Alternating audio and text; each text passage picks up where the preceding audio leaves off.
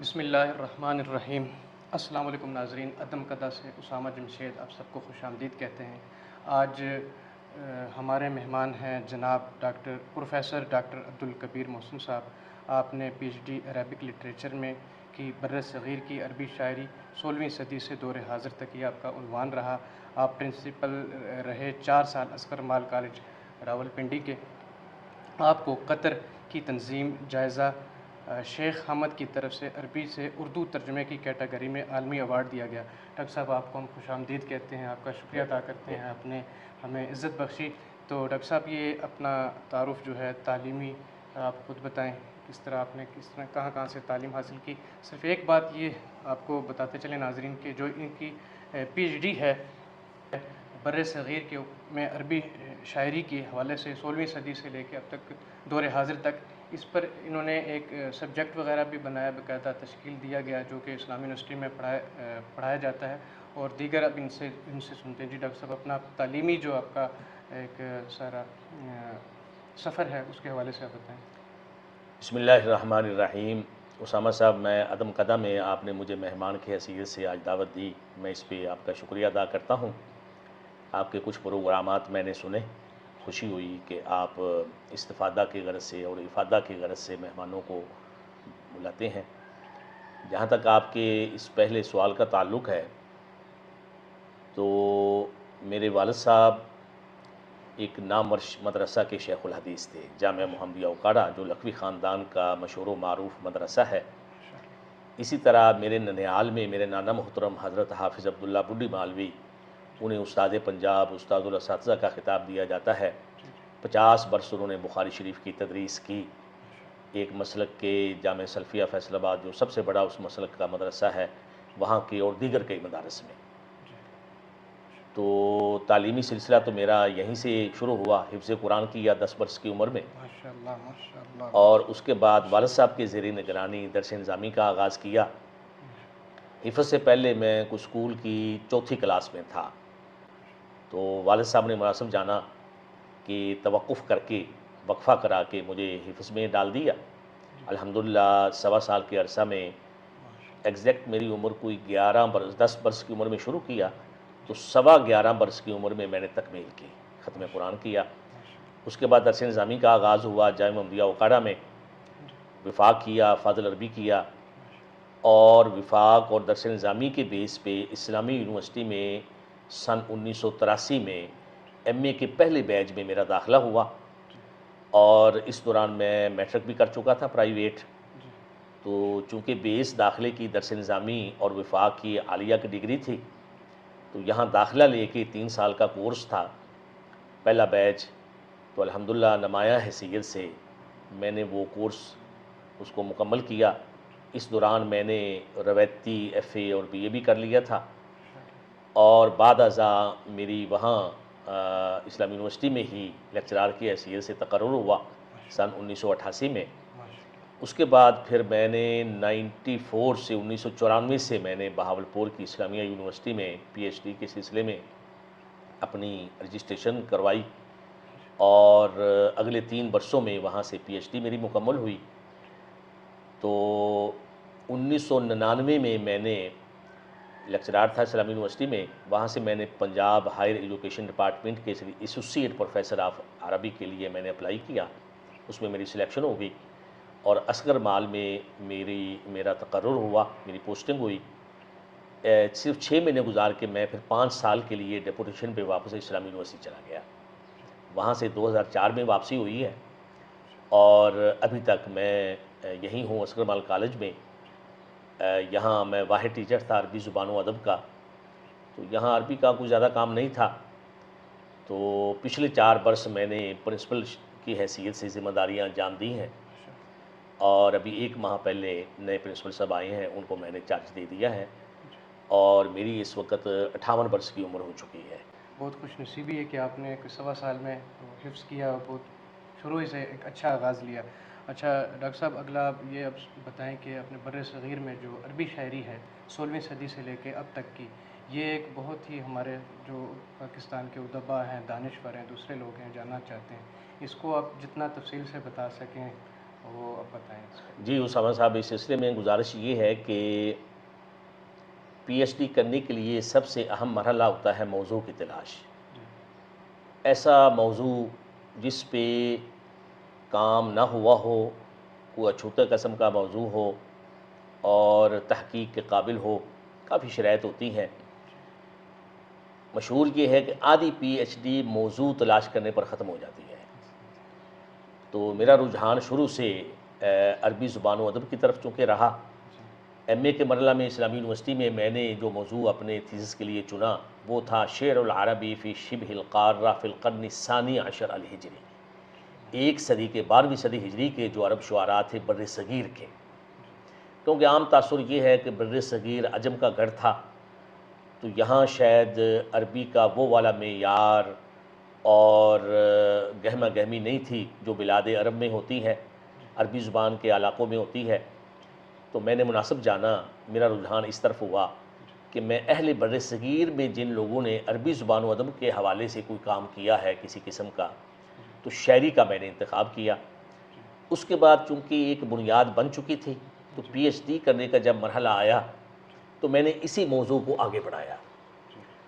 تو میرے سپروائزر تھے بہاولپور یونیورسٹی کے شعبہ عربی کے ہیڈ ڈاکٹر سلیم طارق صاحب، ابھی بھی بقید حیات ہیں، متعنا اللہ بطول حیاتہ ہی۔ آمین۔ ان کے زیر اشراف میں نے پی ایچ ڈی کا یہ کام مکمل کیا۔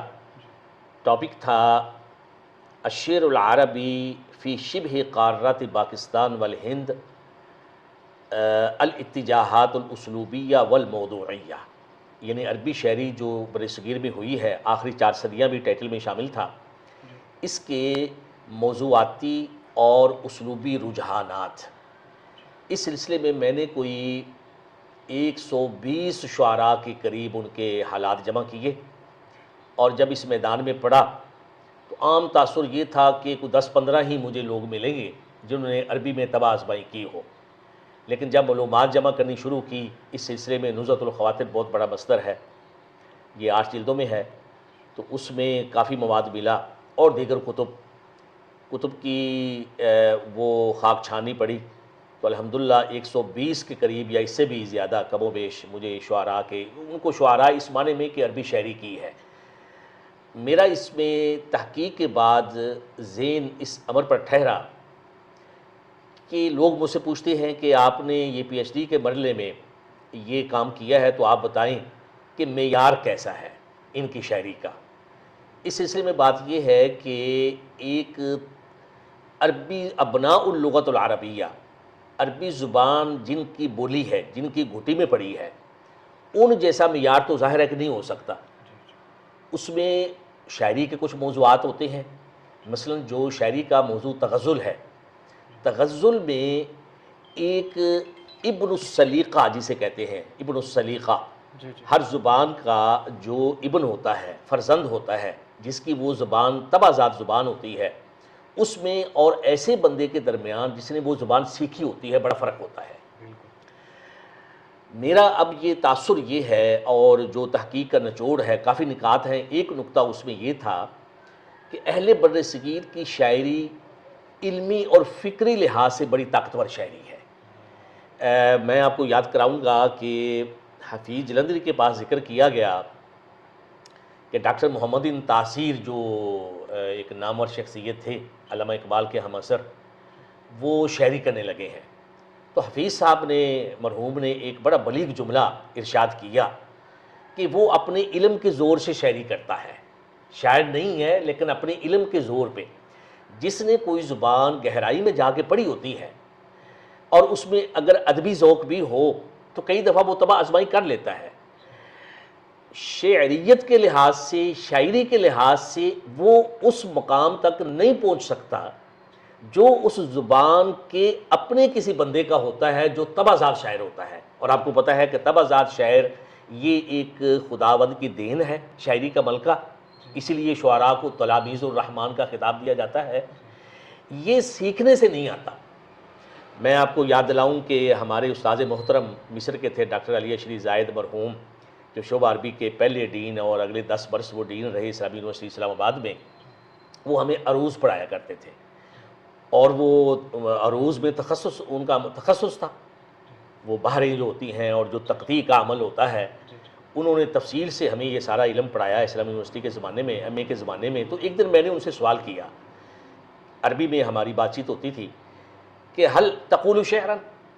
انہوں نے مجھے جواب میں خلیل جو بہت بڑا نام ہے جس نے عربی بحروں کا استخراج کیا، خلیل بن احمد فراہیدی، اس نے عربی 16 بحروں کا اور 7ویں بحر اس کے شاگرد نے اخفش نے اس کا استخراج کیا۔ تو لوگ یہاں ایجاد کا لفظ استعمال کر لیتے ہیں جو غلط ہے، اس نے بحر کو ایجاد نہیں کیا تھا، بحریں پہلے سے موجود تھیں، اور شاعری جو دور جاہلیت کی اور اس سے پہلے کے ادوار کی ہوتی تھی وہ موضوع ہوتی تھی، بحروں پر ہی ہوتی تھی۔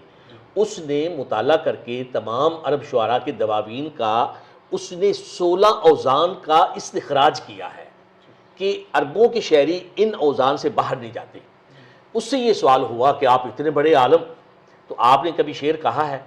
تو اس نے بڑا ایک مایہ ناز جملہ بولا جواب میں، کہنے لگا الذی اردتہ من الشعر لا یاتینی، جس قسم کا میں شعر بنانا چاہتا ہوں، کہنا چاہتا ہوں، وہ میں بنا نہیں پاتا، وہ میرے پاس نہیں آتا۔ والذی قلتہ من الشعر لا اریدہ، اور جو شعر میں بنا بیٹھا ہوں وہ پھر بعد میں مجھے پسند نہیں آتے۔ تو شاعری ایک ملکہ ہوتی ہے۔ آپ کے ماشاءاللہ جو رئیس الشعراء اپنے زمانے کے دانش مرحوم، وہ میرے خیال پرائمری پاس بھی نہیں تھے، لیکن شاعری میں کتنا بڑا نام تھا۔ حفیظ جلندری کو دیکھ لیں، ایک ہوتے ہیں علماء شعراء۔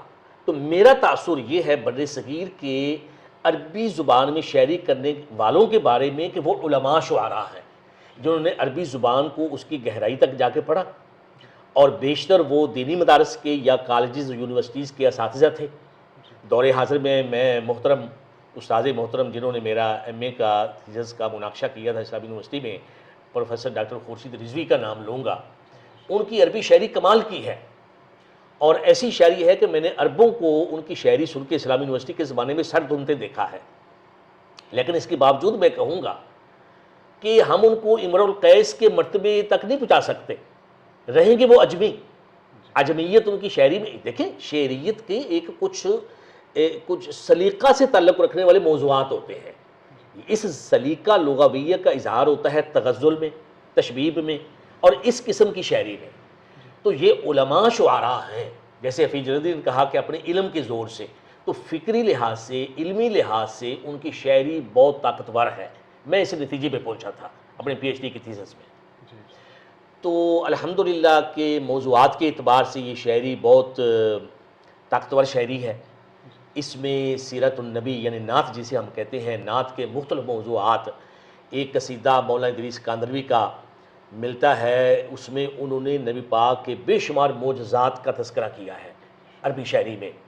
پھر ایک قصیدہ ان کا، اس کو تعییت القضاء والقدر کہتے ہیں، تقدیر کے معاملات ڈسکس کیے ہیں اپنی شاعری میں۔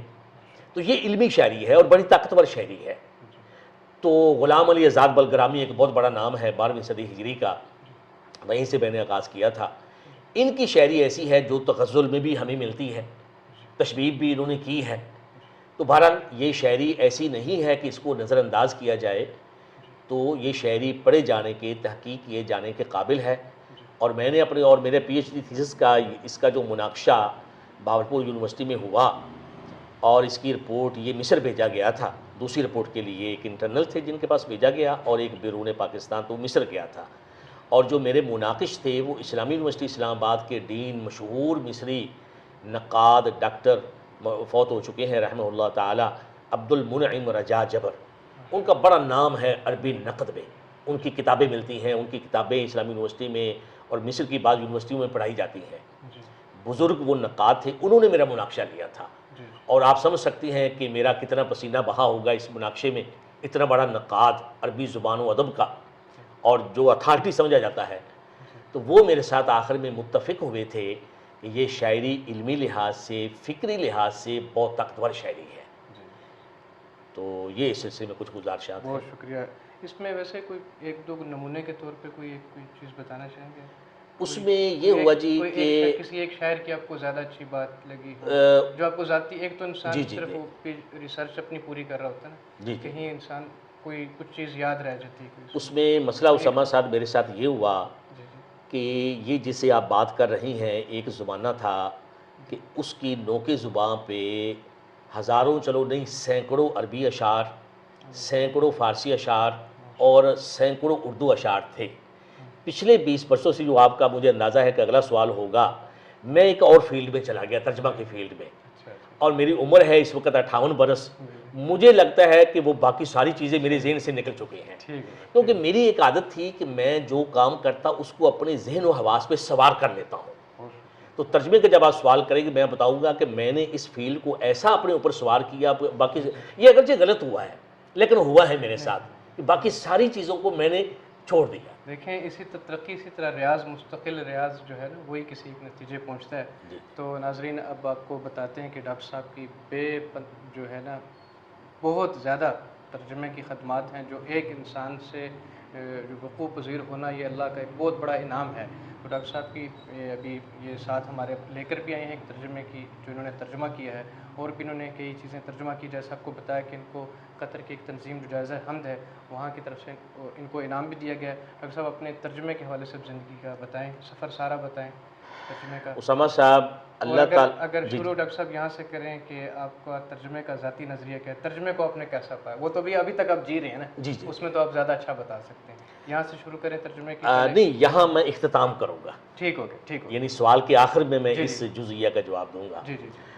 تو اس میں یہ عرض کرتا ہوں اسامہ صاحب کہ اللہ تعالیٰ مسببات کا بھی خالق ہے، یعنی نتائج کا بھی، اور اللہ تعالیٰ کی سنت اللہ التی قد خلت من قبل وہ یہ ہے کہ اللہ تعالیٰ اسباب پر دنیا کو قائم کیے ہوئے ہے۔ اللہ تعالیٰ اسباب کا بھی خالق ہے اور مسببات کا بھی خالق ہے۔ اللہ تعالیٰ نے 2004 میں نے بہت کوشش کی کہ اسلامی یونیورسٹی میں میری ڈیپوٹیشن کا آخری سال تھا کہ میں یہیں رہ جاؤں، انٹرویو میرا ہوا، بہت امید تھی کہ میں یہاں رہ جاؤں گا۔ میرے ڈین صاحب جن کا میں نے ابھی ذکر کیا، ڈاکٹر رجا عبدالمنعم جبر، اور یونیورسٹی کے اس زمانے کے رئیس الجامعہ تھے ڈاکٹر حسن محمود الشافی، جن کو ابھی فیصل ایوارڈ دیا گیا ہے، وہ بھی چاہتے تھے۔ دیکھیں پریزیڈنٹ یونیورسٹی کا چاہتا ہے، شعبہ عربی کا ڈین چاہتا ہے، لیکن اس کے باوجود میں نہیں ہوا۔ میں بہت آزردہ خاطر تھا جب بھیگتی آنکھوں سے مجھے واپس آنا پڑا۔ گورنمنٹ عسکر مال کالج میں نے جوائن کیا، یہاں میں آ گیا۔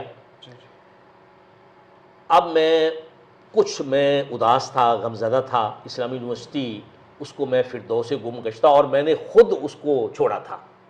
مجھے کسی نے کہا تھا کہ میں وہاں میری لیکچرشپ تھی، جاری تھی، وہیں کا میں پڑھا ہوا تھا۔ پنجاب میں نے کیوں اپلائی کیا، اس کا کیوں کا جواب ہم کئی دفعہ شروع میں نہیں دے سکتے، بہت بعد میں جا کے پتہ چلتا ہے کہ کیوں ہوا یہ کام، وہ میں آپ کو بتاؤں گا۔ 2005 میں 10 اپریل 2005 میں والد صاحب قید حیات تھے، میرے استاد محترم بھی ہیں، بہت ان کے احسانات ہیں میری زندگی پہ، والد کے ہوتے ہی ہیں، لیکن یہ والد سے بڑھ کر میرے استاد محترم ہیں۔ بخاری شریف میں نے اپنے والد صاحب سے پڑھی، اور دیگر کئی کتابیں، فاضل عربی کا کورس بھی انہی سے کیا، اور بے شمار درس نظامی کی کتابیں والد صاحب سے پڑھیں۔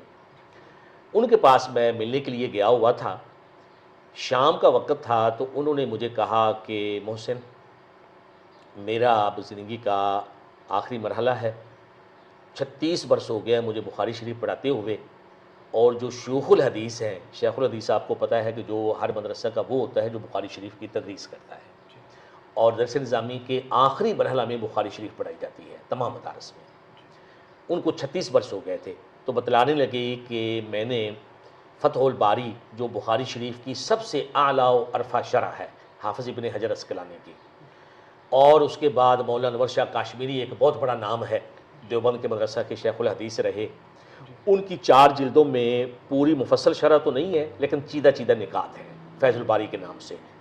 انہوں نے اردو میں وہ جمع کیے، یہ بیان کیے، تو ان کے ایک شاگرد تھے مولانا بدر عالم میلٹھی، انہوں نے اس کی تعریر کی، اور وہ چھپی ہوئی ہے فیض الباری کے نام سے 4 مختصر جلدوں میں وہ۔ اور تیسرا مجھے کہا کہ جو مطبوعہ بخاری پاکستان میں بڑے سائز کی پڑھائی جاتی ہے، اس کا جو حاشیہ ہے مولانا احمد علی سہارنپوری کا، تو ان تینوں کو، اور چوتھی انہوں نے کستلانی کا نام لیا، یہ ابن حجر کے بعد کے ایک اشارے بخاری تھے، ان کی شرح کا نام ہے ارشاد الساری، بڑی مفصل شرح ہے، بڑی تکتی میں چھپی ہے۔ ان چاروں کو بتلانے لگے کہ اکٹھا کر کے ایک خلاصہ سا ترتیب دینے کا سلسلہ میں سوچ رہا ہوں۔ ان کی بات یہاں تک پہنچی تو میں بولا کہ ابا جی یہ تو اللہ تعالیٰ آپ سے بڑا کام لے گا انشاءاللہ، اور یہ چلیں عمر کے اس مرحلہ میں آپ کو اللہ نے دل میں یہ الہام ڈالا ہے یہ کام کیا جائے، ویسے بڑا لمبا کام ہے، تو میری بات سن کے مسکرانے لگے۔ ان کی ملکوتی مسکراہٹ مجھے ابھی تک یاد ہے۔ کہنے لگے تم نے میری پوری بات نہیں سنی، یہ کام میں نے نہیں تم نے کرنا ہے۔ اب ان کی یہ آخری جملہ سن کے صحیح معنوں میں میرے ہاتھوں کے طوطے اڑ گئے، میں بھنچکا رہ گیا، میری آنکھیں کھلی کی کھلی رہ گئی۔ وہ میری حالت یہ کہ سامنے بیٹھے محظوظ ہوتے رہے۔ اس کے بعد میرے نانا کا سلسلہ شروع ہوا، ان کی تحریض کا، بڑے پیار سے شفقت سے ترغیب کا سلسلہ شروع ہوا۔ اگلا 1 گھنٹہ وہ مجھے آمادہ کرتے رہے۔ میں نے کہا جی یہ کام تو شیخ الحدیثوں کا ہے، شیوخ الحدیث کا ہے، کہاں میں ایک چھوٹا سا لیکچرار، چلے ایسوسیٹ پروفیسر تھا اس زمانے میں، عام عربی زبان میں پڑھاتا تھا سال اول سال دوم کی، اور کہاں یہ عظیم الشان کام۔ کہنے لگے نہیں تم نے یہ کام کرنا ہے۔ اسامہ صاحب ان کا اس طویل گفتگو میں ایک جملہ ایسا تھا کہ جس نے مجھے باندھ کے رکھ دیا۔ اللہ ان پہ رحم کرے، اپنی نیکی کا اور میری نیکی کا سامان کر گئے، اپنا ذخیرہ حیات انشاءاللہ العزیز بھاری بنا گئے، اپنا میزان۔ کہنے لگے تم یہ کام کر سکتے ہو۔ اس جملے نے مجھے پکڑ لیا۔ کتابیں انہوں نے اٹھوا دی، اگلے دن میں واپس آ گیا۔ اس کے باوجود میں اگلے 15-20 دن سوچتا رہا، بخار چڑھنے لگا۔ آپ کو یاد ہے کہ جب جناب ابو بکر اور عمر نے زید بن ثابت کو بلا کے کہا تھا کہ قرآن مجید جمع کرو، ایک جلد میں جمع نہیں تھا، بکھرا ہوا تھا، کسی کے پاس 2 آیتیں ہیں، کسی کے پاس 4 آیات ہیں، کسی کے سینے میں ہے۔ ان کو جب یہ عظیم کام ان کے حوالے کیا، وہ کہتے ہیں کہ اگر یہ ابو بکر و عمر مجھے اس پہاڑ کو یہاں سے اس جگہ پہ منتقل کرنے کا حکم دیتے، وہ اس کام سے میرے لیے آسان تھا۔ اس جملہ کی جب ہم پڑھتے تھے سمجھ نہیں آئی، اس موقع پہ مجھے اس جملہ کی سمجھ آ گئی کہ کیا مطلب تھا، اور واقعی یہ کام پہاڑ جتنا ہے۔ بہرحال میں نے اللہ کا نام لے کے کام شروع کیا۔ اگلے 8 برس میں والد صاحب کے کہنے پہ یہ کام کرتا رہا۔ ان کی زندگی میں توفیق الباری انہیں نے نام رکھا، تو میں نے ان کے کہنے پہ پہلی جلد ان کی زندگی میں انہی کے خرچہ پہ چھپ گئی مکتبہ قدوسیہ لاہور سے، اور اس میں ان کی گائیڈ لائن کے مطابق یہ فتح الباری کا، ارشاد الساری کا اور فیض الباری کا خلاصہ تھا۔ حاشیہ میں زیادہ دیر نہ پڑھ سکا تو ٹائم نہ نکال سکا۔ ان کی زندگی میں جب پہلی جلد چھپی، اس کے بعد ان کا انتقال ہو گیا 2007 میں، اور میں اس وقت دوسری اور تیسری جلد میں لگا ہوا تھا، اسی نہج پہ جو وہ مجھے دے کے گئے تھے کہ خلاصہ لکھنا ہے۔ ان کے جانے کے بعد مجھے مشورہ بھی دیا گیا اور خود میری رائے بنی کہ خلاصہ لکھنا، خلاصہ ہی ہوتا ہے، آدھی چیزیں چھوٹ جاتی ہیں، تو خلاصہ کو چھوڑ کے میں مفصل ترجمہ لکھوں۔ میں نے پھر 4تھی جلد سے فتح الباری کا اور فیض الباری کا مفصل ترجمہ کرنا شروع کیا۔ 13 جلدیں ہیں فتح الباری کی، اللہ نے وہ کام وہ تکمیل تک پہنچایا، 2013 میں مکمل ہوا، اور ہر سال میں 2 جلدیں وہ تیار کرتا رہا اور مکتبہ اسلامیہ لاہور سے اپنے خرچ پہ چھپواتا رہا۔ جب یہ کام مکمل ہوا تو مجھے خیال آیا کہ پہلی جو جلد ہے وہ تو خلاصہ ہے، اس کو میں نے پھر ریوائز کیا۔ 1000 صفحے کی تھی وہ، اب میں نے کیونکہ میں 50% کام خلاصہ میں 50% کام ہوتا ہے کم و بیش، میں نے اس کو مفصل ترجمہ کی شکل تھی، وہ پھر 1000 صفحے کی 2 جلدیں بنی۔ اور یہ آپ سمجھ سکتے ہیں کہ ایک کام ہو جانے کے بعد دوبارہ اس کو کرنا بڑا مشکل ہوتا ہے، لیکن الحمدللہ میں نے وہ کام کیا۔ یہ توفیق الباری مکمل ہوئی، اس کو پذیرائی ملی۔ اسی توفیق الباری کو میں نے پیش کیا 2021 میں۔ قطر کی ایک تنظیم ہے جائزہ شیخ حمد وہاں کے جو اس وقت کے بادشاہ ہیں تمیم، ان کے والد ہیں، اور یہ بادشاہ تھے قطر کے، پھر وہ دستبردار ہو گیا اپنے بیٹے کے حق میں۔ انہوں نے ایک تنظیم بنائی ہے جو ہر سال دنیا کی کوئی 5-6 زبانوں کو چوز کر کے، انتخاب کر کے عالمی سطح پہ وہ دعوت دیتے ہیں کہ اصحاب اپنے تراجم بھیجیں۔ ان کی پھر وہ محققین 4 نسخے مانگتے ہیں، 4 محققین کو بھیجتے ہیں۔ رپورٹ جب آتی ہے تو وہ پھر کسی ایک کو پھر عالمی ایوارڈ دیتے ہیں۔ 4-5 زبانیں ہر سال ہوتی ہیں، تو اردو سے عربی سے اردو جو کیٹاگری تھی 2021 کے زمانے میں، اس میں نے بھی توفیق الباری بھیج دی 5 نسخے۔ انہوں نے پھر محققین جن کو انہوں نے منصفین کو روانہ کیا تھا، انہوں نے انعام کا مستحق گردانہ۔ پوری دنیا سے اس کیٹاگری میں 2 بندوں کو انعام ملا اس سال، اور یہ کیٹاگری ہر زبان کی اس کی 5-6 سال میں ایک دفعہ باری آتی ہے۔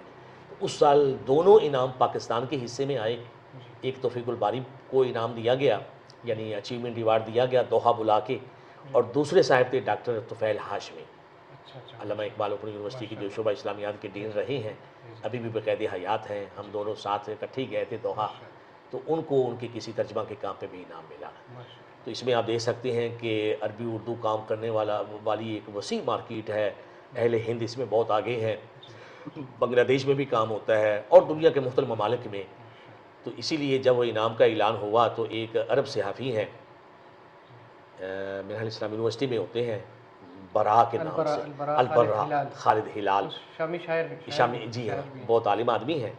تو ان کا میں نے مناقشہ کیا تھا پی ایچ ڈی کا۔ اچھا اچھا اچھا، ماشاء اللہ۔ تو انہوں نے اپنی جو ان کا کوئی چینل ہے اس پہ یہ خبر لگوائی ان الفاظ میں، انعام اعلان دوحہ میں، چراغاں اسلام آباد میں، کیونکہ دونوں صاحبان دنیا میں جن کا انتخاب ہوا اس انعام کے لیے دونوں اسلام آباد کے تھے، پی ڈی اسلام آباد کے۔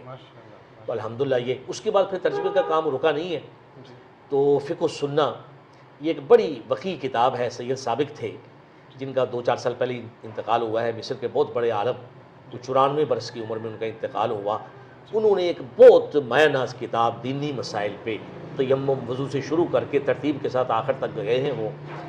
اس کتاب کی خصوصیت یہ ہے کہ مختصراً انہوں نے 4 مسالک کا، بلکہ 5 مسالک کا، 5واں مسلک زیدیہ یمن کے جو ہیں، تو 5 مسالک کے وہ جو آراء ہیں، فتاویٰ ہیں، ان کا مدلل انداز میں ہر ایک کی دلائل بھی مختصراً اس کا ترجمہ کیا۔ اس کے بعد چونکہ ایک بندہ جب عادی ہو جاتا ہے اسے چس آنے لگتی ہے اپنے کام میں، تو میں نے سوچا کہ یہ شیخ الاسلام ابن تیمیہ ایک بہت بڑا نام ہے، ان کے فتاویٰ 35 جلدوں میں ہے، تو وہ میں نے شروع کر دیا۔ اور جب پہلی جلد کو میں نے شروع کیا اور نظر پڑی کہ ابھی 35 جلدیں باقی ہیں، تو میں نے سوچا کہ دیکھنا نہیں چاہیے، جو بندہ 1600 میٹر کی دوڑتا ہے نا، دوڑ کے مقابلے میں حصہ لیتا ہے، وہ 1600 میٹر کے بارے میں اگر سوچے تو اس کا وہ عزم متزلزل ہو جائے، وہ آنکھیں بند کر کے سر جھکا کے سٹارٹ لے لیتا ہے۔ تو میں نے سٹارٹ لے لیا، الحمدللہ ابھی حال ہی میں چند ماہ پہلے یہ کام مکمل ہوا ہے، الحمدللہ، اور اس کی فرشتے بھی بن چکی ہیں، کمپوزنگ بھی مکمل ہو چکی ہے، پروف میں سارے کام خود ہی کرتا ہوں، کمپوزر کسی سے کرواتا ہوں، اگلی سارے جو مراحل ہیں کریکشن کے، پروف ریڈنگ کے، فرشتے بنانے کے، وہ میں خود ہی کرتا ہوں۔ تو یہ میرا پروگرام ہے انشاءاللہ، اگر وسائل اللہ تعالیٰ سے دعا ہے کہ مہیا فرمائے، کہ میں 18 جلدوں میں، یعنی فی مجلد 2 اجزاء فتاویٰ ابن تیمیہ کے میں وہ لے کے آؤں گا۔ اس میں میں نے ابھی تک نمونے کے طور پہ 8 اجزاء پہلے 4 مجلدات کی شکل میں چھاپے ہیں، لیکن وہ محدود چھاپا، یعنی لیزر پرنٹ کے ذریعے، وہ بہت مہنگا پڑتا ہے، تو 10 نسخے میں نے چھاپے۔ تو اس سلسلے کو میں انشاءاللہ آگے بڑھاؤں گا اور کوشش کروں گا کہ اللہ تعالیٰ مجھے وسائل مہیا فرما دے، تو میں آسان جو طریقہ ہوتا ہے جس میں کتاب سستی پڑتی ہے، تو انشاءاللہ یہ ترجمے کا کام ابھی فی الحال میں نے وقفہ لیا ہوا ہے۔ اچھا، کتنا رہ گیا جو بھی چل رہا ہے موجودہ پروجیکٹ؟ موجودہ پروجیکٹ ابھی کوئی نہیں ہے، ابھی چونکہ میں حال ہی میں مکمل کیا ہے فتاویٰ ابن تیمیہ، یعنی کہ وہ جو کمپوزنگ ساری، جی وہ ابھی حال، جی، اور ابھی میں توفیق الباری پہ اس کا کوئی شکایت ملی کہ بعض مقامات پہ وہ لینگویج ذرا میں وہ ٹف استعمال کر بیٹھا ہوں، کیونکہ وہ بخاری شریف کی شرح تھی، نہ چاہتے ہوئے، نہ دانستگی میں، چونکہ میرا ذہن تھا کہ یہ علماء کے لیے ہے، لیکن علماء سے زیادہ جب طالبان علم تک یہ کتاب پہنچی تو مجھے شکایت ملی کہ بعض مقامات میں آپ کی اردو لینگویج بڑی مشکل ہے، تو میں نے نظر ثانی کا کام شروع کیا ہوا ہے، توفیق الباری پہ 8 جلدیں کر چکا ہوں، تو انشاءاللہ یہ بھی میں نے مکمل کرنا ہے۔ اچھا ڈاکٹر صاحب، یہ تھوڑا آپ بتائیں گے کہ جس پہ آپ کو انعام ملا ان کی جلدیں کتنی اور فی جلد کے صفحات کتنے ہیں، تاکہ ہمارے ناظرین کو اس کام کی ضخامت کا اور وہ بھی احساس ہو نا؟ جناب یہ میں حصہ الف جو میں نے پھر ریوائز کیا تھا، ملخص کو پھر میں نے مفصل ترجمہ، یہ 950، یہ 900، بلکہ یہ آپ دیکھ سکتے ہیں کہ 1009 یہ آخری صفحے کا نمبر ہے، تو اس ضخامت کی 2 جلدیں ہیں، حصہ الف اور حصہ بے۔ یہ حصہ الف ہے، یہ حصہ جلد اول حصہ الف ہے، اور اسی ضخامت کی جلد اول حصہ با ہے، دوسری جلد اندازاً کوئی 750-800 صفحے کی ہے، مطلب ہے جی کہ کوئی 1000 صفحات پہ مشتمل ہے کوئی جلدیں، کوئی 800، کوئی 700۔ سب سے جو چھوٹی جلد ہے وہ کتاب المغازی ہے، 7ویں جلد، 6ٹھی جلد، تو وہ چونکہ ابن حجر کی بھی وہ تھوڑی سی مختصر تھی، صرف کتاب المغازی وہ کوئی 600 صفحے کی ہے۔ یعنی کہ اس کی جو 1000 کی ہوگی اور ایک کوئی 800-900 کی کوئی ہوگی، 800-900 کی 600 کی ہوگی جی اور اس طرح ہوگی، اس طرح یہ تقریباً 3000 کے قریب پیج جی صفحات بن جاتے ہیں. ٹھیک ہے، شاید زیادہ ہی بن یہ آپ جاتے کا ہیں، پہلا جو کام تھا یہ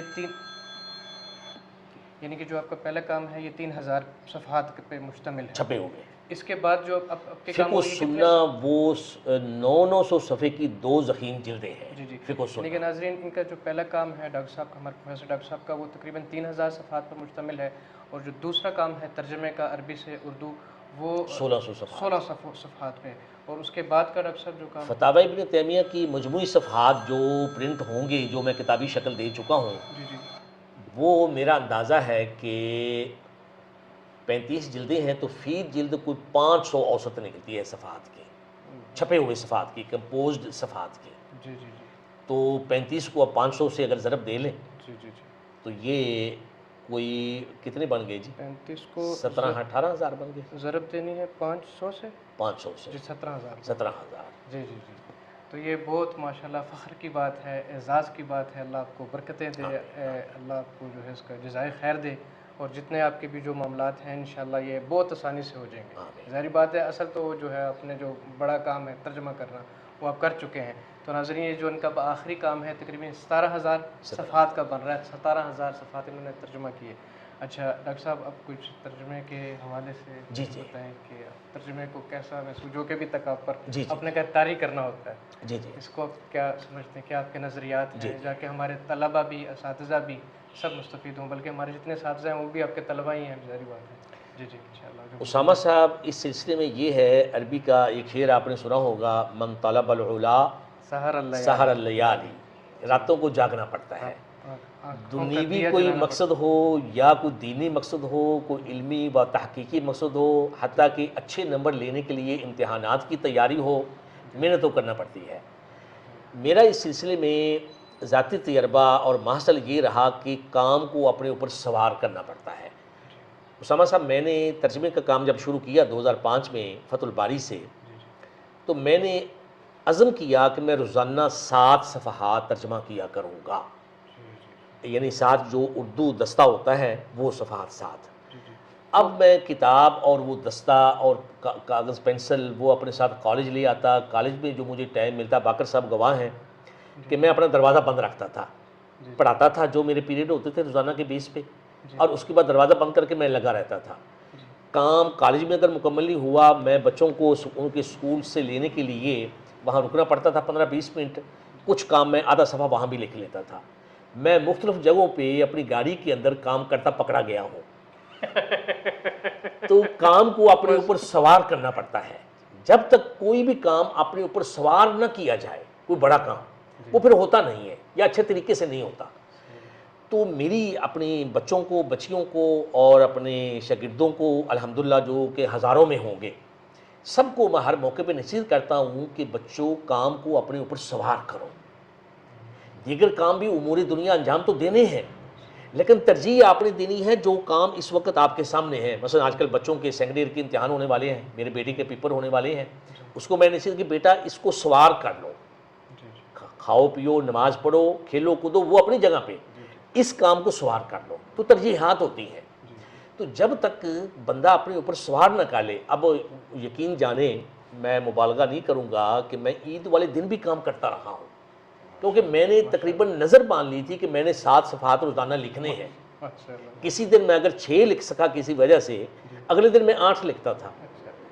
اچھا کوئی ایسا دن جس میں سب سے زیادہ اپنے زندگی میں ترجمے کا کام نہیں، 7 سے میں زیادہ نہیں کرتا تھا. یہ پکا ایک ہی روٹین ہے. کئی دفعہ صفحات آسان آ جاتے تھے، میں 7 صفحات کالج میں، اور ابھی میرے جانے میں 1 گھنٹہ باقی ہے، تو میں اس کے بعد 8واں صفحہ شروع نہیں کرتا تھا.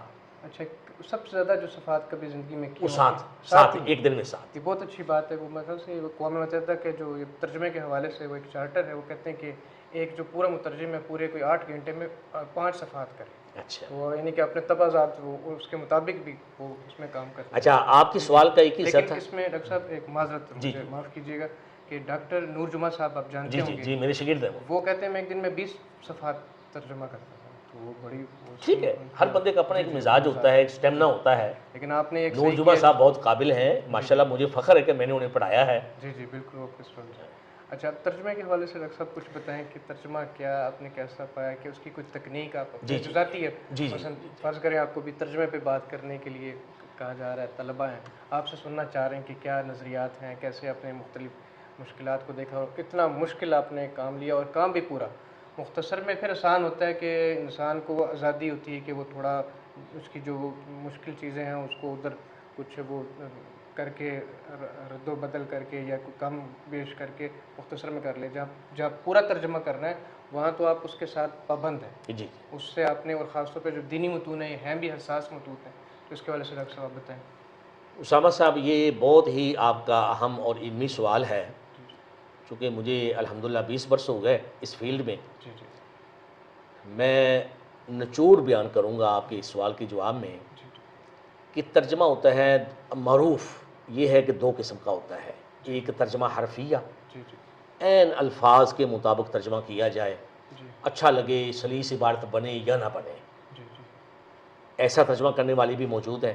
جی ایک ہوتا ہے ترجمہ مفہوم کا، کہ آپ نے عبارت پڑھی، اس کا جو مفہوم آپ سمجھے اس کو آپ نے اپنے الفاظ میں لکھ لیا. جی میں نے بین راستہ اختیار کیا، نہ حرفی ترجمہ کہ اس میں پھر عبارت میں سلاست نہیں رہتی.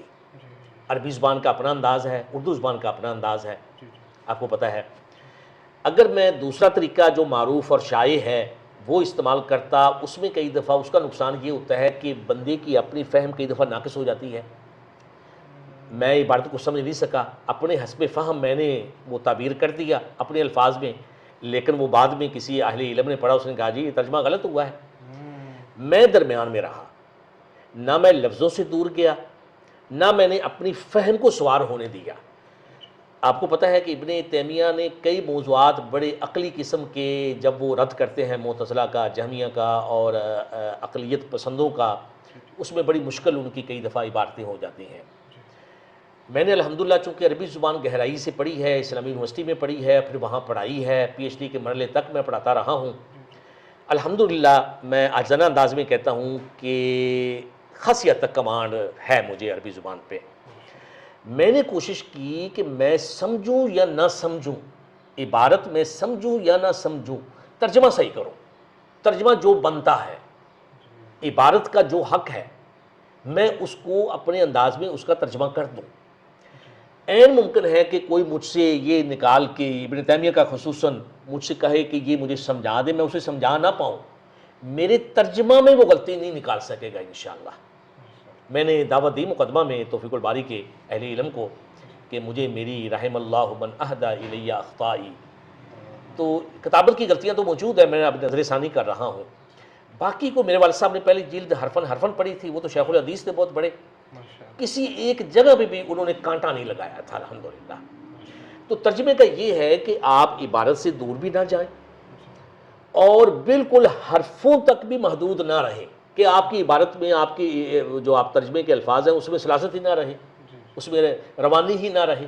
تو میں نے بین میں اس کو نام دیتا ہوں. تو یہ صورتحال ہے ترجمہ. بہت شکریہ ڈاکٹر صاحب، بہت شکریہ، جزاک اللہ. یہ دیکھیں ہمیں ایک نئی بات سمجھنے کو ملی ہے، ورنہ تو بھی کئی نظریات آ گئے ہیں بہت زیادہ. تو یہ آپ نے بہت اچھا بتایا. جو ایک فیڈیلٹی ہے نا، اس میں ٹرانسلیشن میں ٹرم ہے کہ امانت اور لاس آف میننگ ہے، یہ دونوں کی طرف آپ نے اشارہ کیا ہے کہ اصل معنی بھی وہ اس کا وہ کم نہ ہو، اور جو امانت کا تقاضا ہے وہ بھی بھرپور رہے، اور ساتھ جو ہے سلاست اس کو بھی جاری رہے. اس سلسلے میں ایک ابن تیمیہ کے بارے میں ایک بات کرنا ضرور چاہوں گا. جی جی ابن تیمیہ کے بارے میں معروف ہے کہ جی وہ اپنے نظریات یا اپنے فقہی آراء کے سلسلے میں بہت متشدد تھے. جی جی ایسا بالکل نہیں ہے. دیگر مسالک کی آراء کا اور اہل آراء کا اتنے عزت و احترام سے ذکر کرتے ہیں اور پورا احترام دیتے ہیں. کئی دفعہ رضی اللہ عنہم، ابو حنیفہ رضی اللہ عنہ اور رحمہ اللہ تو کبھی بھولتے ہی نہیں ہیں. بے شمار مقامات پہ رضی اللہ عنہم یا عنہ کے دعائیہ جملے سے وہ ذکر کرتے ہیں اور بڑا احترام دیتے ہیں دیگر فقہی مسالک کی فقہی آراء کو. ان کی وہ سنتی ہوئی اللہ کی تلوار تھے گمراہ فرقوں کے خلاف، اپنے زمانے کے جہمیہ کے خلاف، اہل جو خلق قرآن کے قائل تھے ان کے خلاف، معتزلہ کے خلاف. یا پھر جو شیعہ سنی کے اختلافات ہیں، اس سلسلے میں ان کا لب و لہجہ سخت ہوا کرتا تھا، لیکن جو اہل سنت کے باہمی فروعی اختلافات ہیں وہ تمام کے آراء کا احترام کرتے تھے۔ دوسری بات میں یہ کہنا چاہوں گا، آپ نے امانت علمیہ کی بات کی، یہ بہت اچھی بات ہے، میرا بالکل یہی ایقان رہا، اعتقاد رہا۔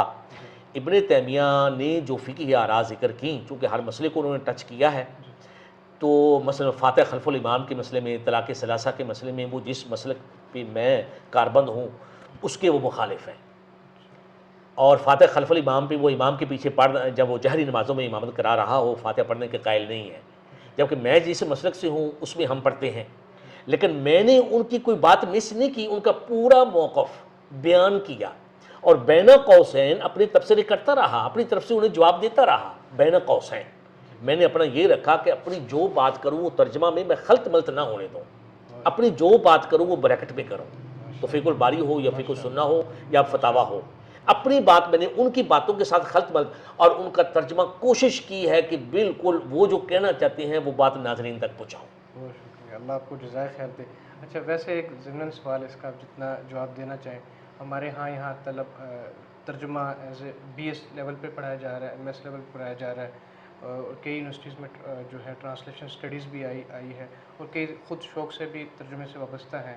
ان کو کیا آپ دیکھتے ہیں ترجمے کا پاکستان میں کیا اب مستقبل دیکھ رہے ہیں ترجمہ مختلف لحاظ سے؟ اس میں یہ ہے جی کہ ترجمہ ترجمہ مترجم یعنی جس چیز کا آپ ترجمہ کر رہے ہیں اس کو دیکھیں۔ میں ایک مثال دوں گا، ایک بڑی محترم شخصیت، میں میرے ایک حد تک استاد بھی تھے، نام نہیں لوں گا تو احترام ہے، اور ایک علمی شخصیت ہے، انہوں نے مجھے کہا حال ہی میں کہ میں نے مقامات حریریہ، آپ کو پتہ ہے کہ بڑی ادبی کتاب ہے، اس کا میں نے ترجمہ کیا ہے اور 9 مہینے میں کیا ہے۔ میں نے احتراماً کوئی تبصرہ نہیں کیا منفی، لیکن برسبیل تذکرہ پوچھا کہ آیا کسی اور نے بھی اس کا ترجمہ کیا تھا؟ وہ شرما گئے، کہتے ہیں ہاں جی مولانا اعجاز علی نے کیا تھا۔ میں کہنا یہ چاہتا ہوں کہ ایسا کام کیا جائے جو تکرار لا حاصل نہ ہو۔ اچھا، دوسرے نمبر پہ ایسی چیزوں کا ترجمہ کیا جائے جن کا کسی بھی سطح پہ کسی بھی حلقہ کو فائدہ ہو، لا یعنی کام نہ کیا جائے۔ ایسی کوئی جس کا کوئی فائدہ نہیں ہے اس کو اٹھا کے بندہ ترجمہ کر دے کہ میں نے کام ہی کرنا ہے نا، نہیں، کام کرنے کے لیے کوئی ایسی چیز ڈھونڈی جائے جس کا کسی کو فائدہ ہو۔ جی جی جی، یہ ہے میری بہت شکریہ ڈاکٹر صاحب۔ اچھا، آپ نے ڈاکٹر صاحب پوری زندگی درس و تدریس سے اور تعلیم سے، تعلم سے آپ کی زندگی ساری وابستہ رہی ہے، اور جو 10 سال سے آپ نے بتایا آپ نے دین کی تعلیم سے آئے، پھر آگے عربی سے وابستہ رہے، اور پھر آگے اپنے کوئی تقریباً کتنے ٹیچنگ اپنے 37 برس ہو گئے، 37 برس ہو گئے آپ جو ہے تدریس بھی کر رہے ہیں۔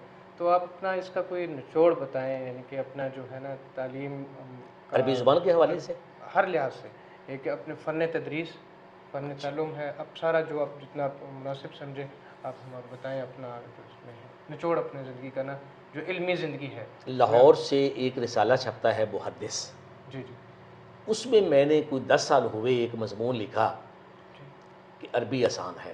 واہ واہ واہ واہ، ناظرین سن لیں، ہم آج کل عربی کی بھی ایک مہم چل رہی ہے، ہم اس کو پھیلانے کی ایک کوشش کر رہے ہیں اپنے تئیں، تو یہ ڈاکٹر صاحب کی کیونکہ عربی کے بارے میں یہ تاثر کہ بڑی جی ڈیفیکلٹ زبان ہے، مشکل زبان ہے، اس کو سیکھنا کار دارد ہے، یہ ہے وہ ہے۔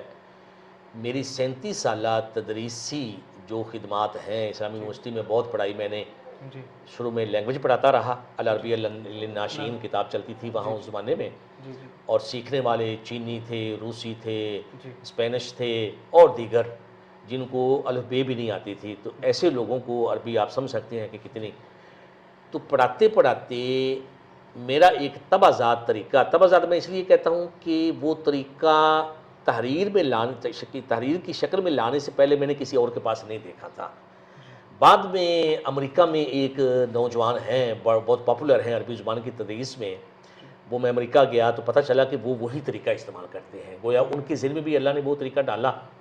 انشاءاللہ میں کسی اگلی نشست میں اپنا وہ عربی آسان ہے، میں نے ایک 22 صفحات پر مشتمل ایک قاعدہ چھوٹا سا لکھا ہے، اس میں اپنے 37 سالہ تجربات کے بعد میں جس نتیجے پہ پہنچا ہوں کہ عربی زبان کی تدریس اس انداز میں کی جانی چاہیے، اس کا نچوڑ ابھی میں آج بیان کر دیتا ہوں۔ وہ یہ ہے جی کہ میرا دعویٰ ہے کہ 7 لیکچرز، 7 محاضرات، اور فی لیکچر دورانیہ 1 گھنٹہ، اور 7 دن لگا کے ایک دن میں 1 لیکچر، 7 محاضرات کے بعد 7 لیکچرز کے بعد عربی آ جاتی ہے۔ اب یہ اس محدث میں جو میرا آرٹیکل چھپا اس میں میں نے یہ دعویٰ کیا، اس دعوے کے بعد آگے مجھے کچھ ثابت بھی کرنا تھا، میں نے ایک طریقہ وہاں لکھا، اسی طریقے کو کچھ پھر میں نے مہذب کر کے منسق کر کے پھر بھی یہ عربی آسان ہے، یہ میں نے ایک پمفلٹ چھاپا۔ اصل میں محرک یہ بنا کہ وزیر اعظم اس زمانے میں آزاد کشمیر کے سردار عتیق صاحب تھے، انہوں نے اپنے بیٹے سردار عفان کو، عثمان نام ہے میرا خیال، عثمان کو میرے پاس بھیجا کہ اس کو تھوڑی بہت عربی سکھا دیں۔ اس کو عربی پڑھاتے ہوئے میرے ذہن میں یہ خاکہ آیا، میں نے پھر ان کے والد محترم کی خدمت میں یہ خاکہ پیش کیا، کہنے لگے آپ میری خواہش ہے کہ اس کو صفحہ کرتاس پہ مکمل کریں، رسالہ کی شکل دیں۔ ان کے کہنے پہ میں نے ایک چھوٹا سا رسالہ، چھوٹی تختی کا، اس میں میں نے ایک پلان پیش کیا ہے کہ اس طریقے پہ عربی پڑھائی جانی چاہیے۔ وہ میں نے یہاں اصغر مال کالج میں طریقہ استعمال کیا اور بعض مدارس میں جاتا رہا، میں نے اس طریقے کو بہت مفید پایا ہے۔ اور میں جب امریکہ گیا، میرے بڑے بھائی وہاں ہوتے ہیں پروفیسر ڈاکٹر حافظ عبدالوحید، وہاں یہ طریقہ اس کی بازگشت پہنچ چکی تھی میری اس آرٹیکل کی، تو ریاست اوکلاہوما میں ایک انسا اکیڈمی ہے جو اپنے ذریعہ تعلیم میں ان کے سلیبس میں عربی بھی شامل ہے۔ انہوں نے مجھے رمضان کا مہینہ تھا تو وہاں مدعو کیا، اور کچھ 24-25 لوگ بھی اکٹھے کیے ہوئے تھے کہ آپ 7 دن میں اپنا دعویٰ آ کے ثابت کریں، جو دعویٰ کرتا ہے اس کو ثابت کرنا پڑتا ہے۔ ان 24 افراد میں کوئی انجینئر تھے، کوئی ڈاکٹرز تھے، 2-3 امریکن تھے، ایک حبشہ کی خاتون بھی تھی، نیگرو، جو امریکہ میں رہتے ہیں۔ وہاں 7 لیکچر جب میں نے دیے تو 7ویں دن میں نے ان سے پوچھا کہ اب آپ بتائیں کہ میرا یہ جو دعویٰ تھا کہ 7 لیکچرز کے بعد عربی آ جاتی ہے تو میں اپنے دعوے میں سچا تھا یا نہیں؟ انہوں نے کہا جی آپ سچے تھے۔ اصل بات یہ ہے کہ میرا دعویٰ ہے کہ جتنی بنیادی چیزوں کی ضرورت ہے زبان، عربی زبان سیکھنے کے لیے، مثلا اس میں سب سے اہم آپ کو پتہ ہے کہ گردان سازی ہے۔ گردان سازی کرنے کا، اس پہ عبور حاصل کرنے کا، اس میں مہارت حاصل کرنے کا میرا ایک طریقہ ہے جس میں صرف 2 دن لگتے ہیں، 2 لیکچر لگتے ہیں، کیونکہ دینی مدارس میں اب مجھے موجودہ صورتحال کا نہیں پتہ، وہ رٹا لگایا جاتا تھا، ضربہ یضربو ضربن فہو ضارب، صرف صغیر کا، اور پھر ضربہ ضربا ضربو ضربت ضربتا۔ میں اس کے نہایت اس زمانے میں بھی جب میں پڑھتا تھا اس طریقے پہ، میرا ذہن اس کے ساتھ میچ نہیں کرتا تھا۔ تو اب جا کے جب مجھے موقع ملا میں نے ایک طریقہ ایجاد کیا کہ گردانیں اس طریقے پہ پڑھائی جانی چاہیے، سائنٹیفک طریقہ ہے۔ ایک دفعہ آپ شناخت کرا دیں کہ بھائی یہ ماضی اس طرح بنتی ہے، مضارع اس طرح بنتا ہے، امر اس طرح بنتا ہے، اسم فاعل اسم مفعول، آگے رٹا نہ لگوائیں، آپ نشان زد کریں کہ یہ جو اضافے آپ نے ماضی کے آخر میں، ان اضافوں کو نمبر 2 کا 14 سیغے ہیں، نمبر 1 میں وہ تو کتبہ عالمہ کچھ باتیں کر کے، اب نمبر 2 کا جو سیغہ ہے باقی باتیں سمجھا کے، غائب حاضر کا جو فرق ہوتا ہے اور واحد تثنیہ جمع کا، مذکر مؤنث کا، اس کو بھی مختصراً سمجھا کے، نمبر 2 کا اضافہ ہے آخر میں الف۔ اب لفظ جو بھی ہو، 6 حرفی ہو، 4 حرفی ہو، 5 حرفی ہو، 6 حرفی ہو، مشکل ہو، آسان ہو، استثقل ہو، استشفاع ہو، آپ نے آخر میں الف لگا دینا ہے، آپ بھول جائیں کہ لفظ کیسا ہے۔ اس طریقے پہ چل کے میں نے اس طریقے کو بڑا مفید پایا، تو انشاءاللہ میں تفصیل سے وہ عربی آسان ہے وہ قاعدہ آپ کی خدمت میں پیش کروں گا، اور اس میں دیگر جو چیزیں ہیں ان کو مختصراً ڈسکس کریں گے۔ تو 7 دن میں میں ٹریک پہ لے آتا ہوں۔ اب معلم کی، ٹیچر کی ضرورت نہیں ہے، آپ کے پاس صرف کا طریقہ آ گیا، ایک لفظ سے منیمم 74 الفاظ بنانے کا، کم از کم۔ آگے پھر مبالغہ کے سیغے، اسم تفضیل کے سیغے، صفت مشبہہ بالفعل، مشبہہ بالفعل کے سیغے، وہ الگ ہے، وہ اس پہ مستزاد ہیں۔ کم از کم 24 الفاظ سیغہ سازی جسے صرف کا نام دیا جاتا ہے۔ تو آپ کو اگر 60 یہ طریقہ سکھلا کے آپ کو 60 الفاظ کا ذخیرہ الفاظ دے دیا جائے تو آپ کو زبان نہیں آگے۔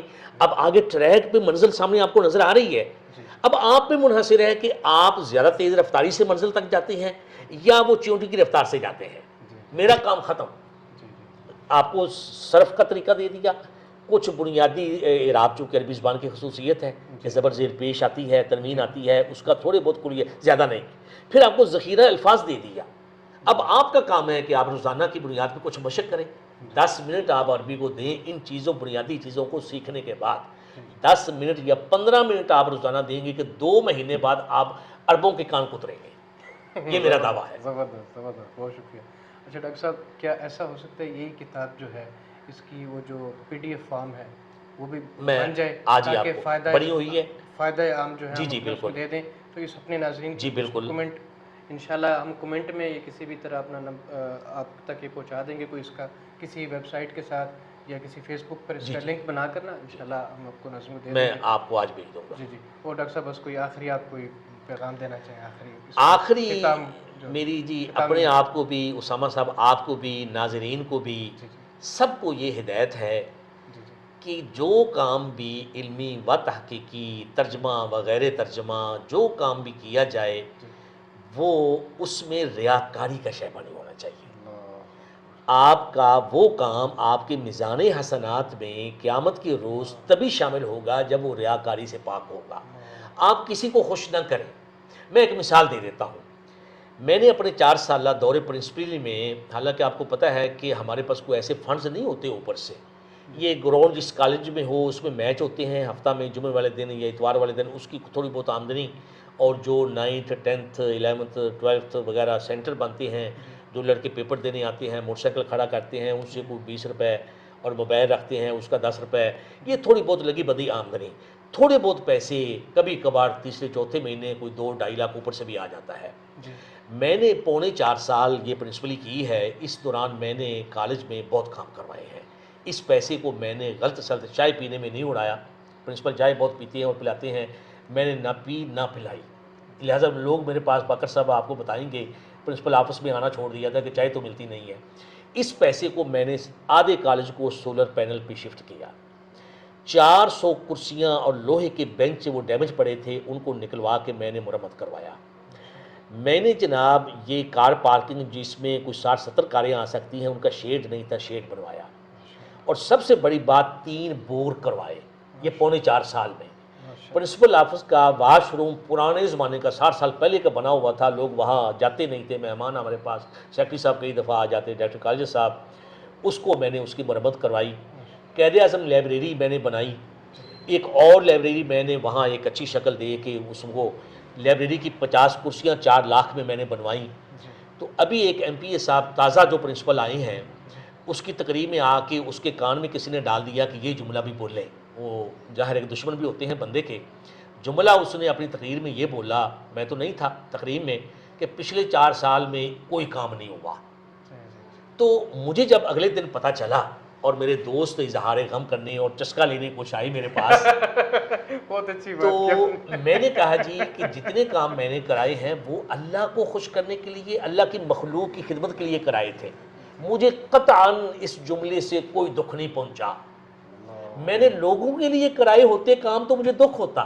تو میں ناظرین کو سب سے پہلے اپنی ذات کو، اسامہ صاحب آپ کو، ناظرین کو کہتا ہوں جو کام آپ کریں اللہ کی رضا، اللہ کی خوشنودی کو مد نظر رکھ کے، اور اللہ کی جو خلق ہے، اور اس خلق میں انسان بھی، میں مسلمان کی بات نہیں کر رہا، انسان اور خلق آپ کو پتہ ہے انسانوں کو نہیں کہتے صرف، اس میں چونٹیاں بھی آ گئی، اس میں کتے بلیاں بھی آ گئی.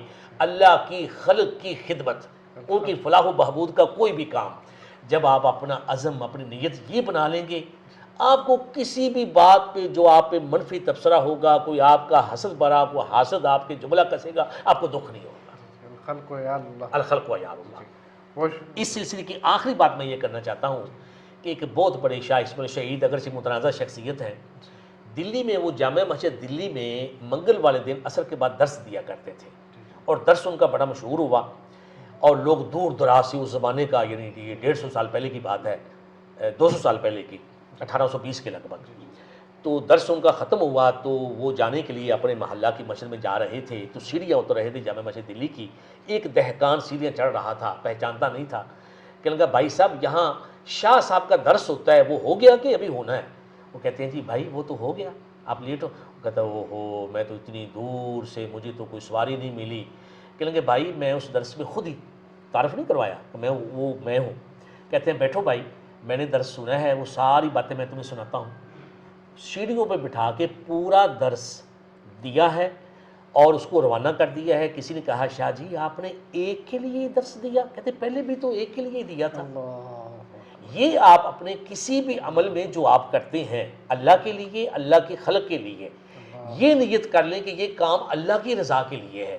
آپ کو دکھ نہیں ہوگا کسی کے منفی جملے کا. بہت شکریہ, بہت شکریہ ڈاکٹر صاحب, آپ آئے, آپ نے اتنا ہمیں آگاہی دی, ترجمے کے حوالے سے آگاہی دی اور عربی کے حوالے سے آگاہی دی, اور پاکستان میں اور جو ہمارا بر صغیر ہے وہاں شعراء کی تعداد تقریباً 120 کے قریب ہمارے یہ جو بر صغیر کا خطہ ہے پاک اور ہند اس میں زندہ شعراء بھی ہیں, دور حاضر میں بھی شعراء ہیں. دور حاضر میں بھی شعراء جو ہمارے پاکستان کے تو نمائندہ ہمارے جو بڑے ہیں وہ آپ نے بتایا ڈاکٹر خورشید رضوی صاحب ہیں. تو ڈاکٹر خورشید رضوی صاحب کو ابھی بھی بلایا جاتا ہے کافی جگہ. جی بلایا جاتا ہے. تو آپ نے جو بتائی اپنی ترجمے کے حوالے سے صفحات ہم نے گنے, کیلکولیٹر ہمیں نکالنا پڑا ان کے حوالے سے. تو ماشاءاللہ اللہ آپ کے علم میں برکت دے, جان میں برکت دے, مال میں برکت دے. تو اسی کے ساتھ ہم اجازت چاہتے ہیں ناظرین, انشاءاللہ پھر دوبارہ حاضر ہوں گے نئے پروگرام کے ساتھ, نئے موضوع کے ساتھ انشاءاللہ. آپ کا بہت شکریہ, آپ نے سنا. جزاک اللہ. ڈاکٹر صاحب کا بہت شکریہ. جزاک اللہ.